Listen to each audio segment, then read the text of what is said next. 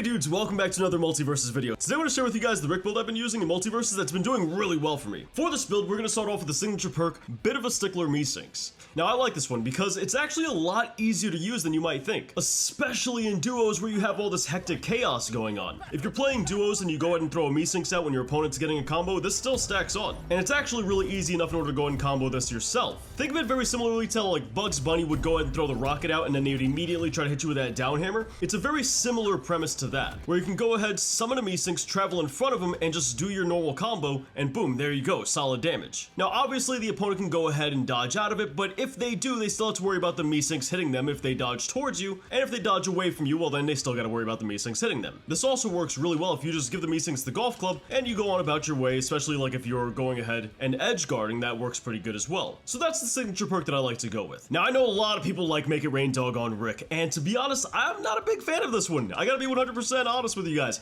And that's because his normal beams travel fast enough. I don't need his lasers to go any faster than that. So if I wanted to make it Raindog, I'd really want it for the Me-Syncs, but the perk doesn't really affect the Me-Syncs. And if it does, it's such a negligible influence to the point where it might as well not be there at all. So it's for that reason we're gonna start off with That's Flammable Duck. The reason I like this perk on Rick is because, well, the Me-Syncs count as a projectile. And I always am throwing out Me-Syncs, constantly throughout the fight. It's a relentless assault with these little blue guys, right?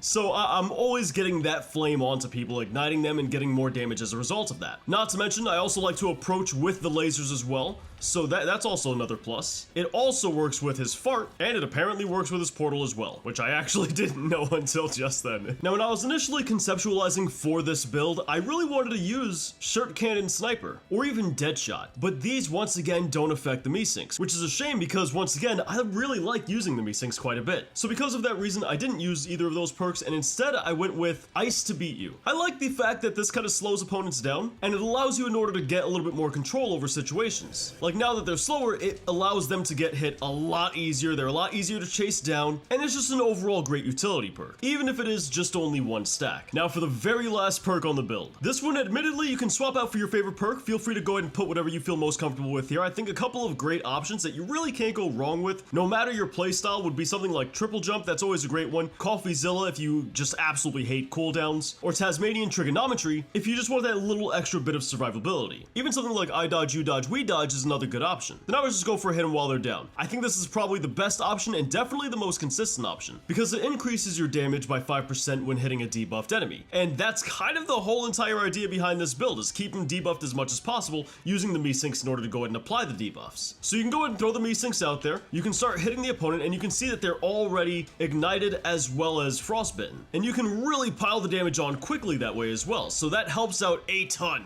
And that's probably the option I would go with the most. So that's the build overall. The general game plan is to really once again be throwing out the Me-Syncs as well as your full charged laser as you go ahead and approach behind them, because both the Me-Syncs and the full charged laser are slow projectiles that you can kind of run in front of and allow to chase behind you. Or you can actually run behind them as well if you really want to go that route as well in order to cover your approach as you go ahead and attack. The only issue with this is you won't get the damage boost from your signature perk because you do have to have them in hit stun in order to get the damage boost. So if you're chasing your Me-Syncs, then the Me-Syncs is going to hit and then you can go ahead and approach. But that's more so if you want to be safe about your approach rather than being super aggressive about your approach.